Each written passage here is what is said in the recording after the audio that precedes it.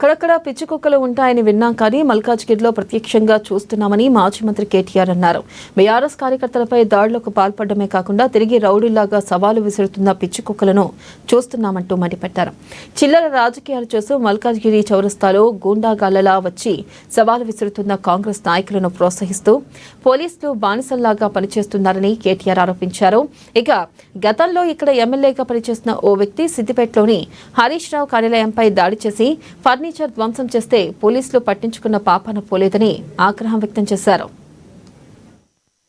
చిల్లర రాజకీయాలు చేస్తూ కాదు, దమ్ముంటే మల్కాజ్గిరిలో పనిచేసి గెలువు. మల్కాజ్గిరిలో రేపు కార్పొరేషన్ ఎలక్షన్లు వస్తాయి, వచ్చి చెప్పు ప్రజలకు ఏం చేసినామో చెప్పు. మేము చెప్తాం 10 ఏళ్లలో మేమేం చేసినాం, మీరేం చేసినరో దమ్ముంటే చెప్పండి. అంతేగాని ఈ చిల్లర రాజకీయంతో భయపెడతాం, బెదిరిస్తాం, గుండాగర్దితోనే నడిపిస్తాం అని ఎవడు అనుకున్నా, ఎవడైనా సరే, రేవంత్ రెడ్డి అయినా మన తొత్తులైనా సరే తప్పకుండా చెప్తా ఉన్నాం, దానికి తగ్గ ప్రతిఫలం అనుభవిస్తారు. ఇలా మా రాజశేఖర రెడ్డి గారు ఇక్కడ మంచిగా పనిచేస్తుంటే మీకు కళ్ళు మండుతున్నాయి, ఓర్వలేనితనం.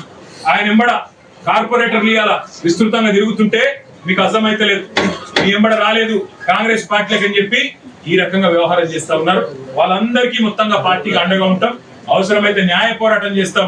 ఇలా ఎఫ్ఐఆర్ చేస్తలేదు, మేము కంప్లైంట్ చేస్తేనేమో ఎఫ్ఐఆర్ ఉండదు, కానీ ఎవరి మీదనైతే దాడి జరుగుతుందో మళ్ళీ వాళ్ళ మీదే ఉల్టా కేసులు బనాయిస్తారు.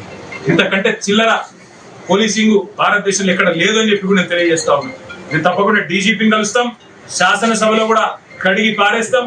దాంతో పాటు తప్పకుండా ఏ వేదికలో మరి అధికారుల దురాగతాలను ఎండగట్టాలో అక్కడ ఎండగడతాం.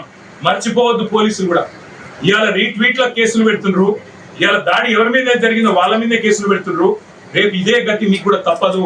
కాంగ్రెస్ నాయకులారా, కాంగ్రెస్ కార్యకర్తలారా యాద పెట్టుకోండి, తర్వాత బాధపడి లాభం లేదు. ఇప్పటికైనా ఒళ్ళు దగ్గర పెట్టుకోమని చెప్పి కోరుతూ మరి మా నాయకులందరినీ కూడా నేను ఒకటే కోరుతా ఉన్నాం, మల్కాజ్గిరిలో మన పని మనం చేసుకుంటూ పోదాం. పిచ్చి కుక్కలు